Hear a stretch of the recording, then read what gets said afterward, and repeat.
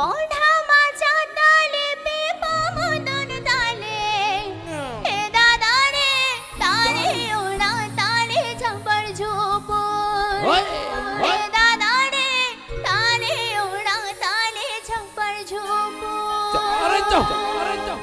Presenting by Sibyl Hunter. बेपामधून ताले कोंढा माझ्या ताले कोंढा माझ्या ताले बेपामधून ताले दादा रे ताले ओढा ताले झंपर झोपून हे दादा रे ताले ओढा ताले झंपर झोपून